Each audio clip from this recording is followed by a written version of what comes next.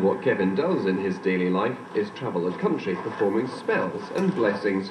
Today he's in the Highlands where he'll attempt to reverse the curse that haunts the Shakespeare play Macbeth.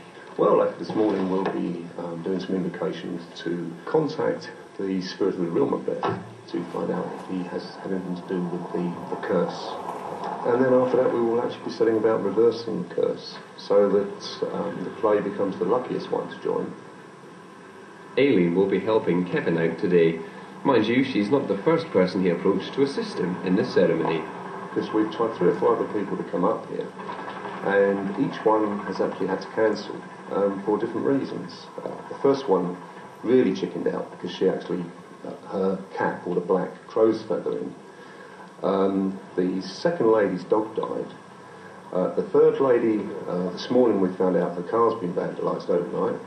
And I don't know if it's any going to reflect on us, but there was a big black crow sitting on a chimney across the road staring straight at me. So you never know, Macbeth might be out to watch him right from the beginning.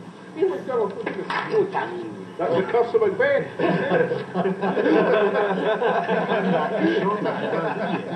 This is supposedly the site of the old Macbeth's castle. There is a map still in existence that shows this, and where these houses are. This would have been as it was in the olden days. Yeah. So we've gone into the history of it. Is the tablecloth here significant, or the...? That's purely, I mean, all the stuff that we'll be using, including wearing robes and everything, that's purely to attune the mind. I mean, in reality, that we could do this in ordinary clothing.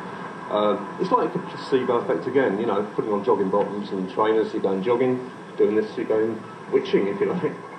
The robes as well, they intrigue me.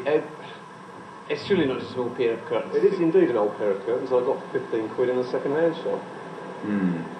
I wasn't quite sure whether to take the whole thing strictly seriously.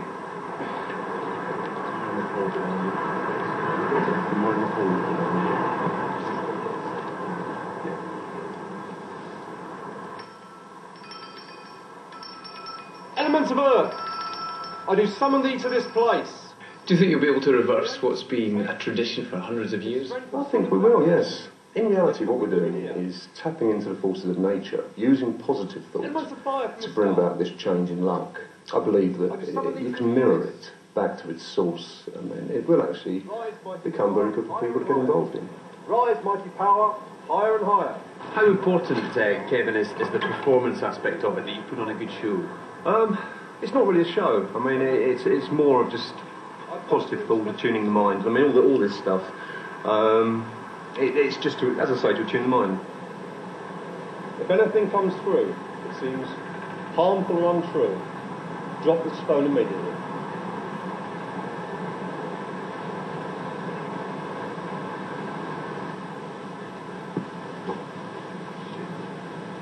Things were getting even more bizarre. Right. Right, okay. Can you set up? Can you set up? No, there's definitely a presence. How unusual is that for that to happen? No, it's happened before, but never ever as powerful as this. Never. There's something definitely here. Aileen made a rapid recovery, while Kevin told the assembled press pack what he'd made of the day's events. It wouldn't matter to me if the press weren't here. I mean, this is something that we're actually doing for people all over the world, as opposed to just for a few people here with cameras. You know, it's the real thing, if you like. The real thing? I'm not so sure, though Kevin seems satisfied he's lifted the curse. I know instinctively, it's like a weight lifting inside me. It's like tension, first of all, building up pressure.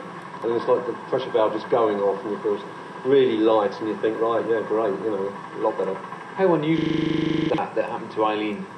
It's the first time it's ever happened to me. I mean, I've had women fall in for me before, but not quite like that. Although I'm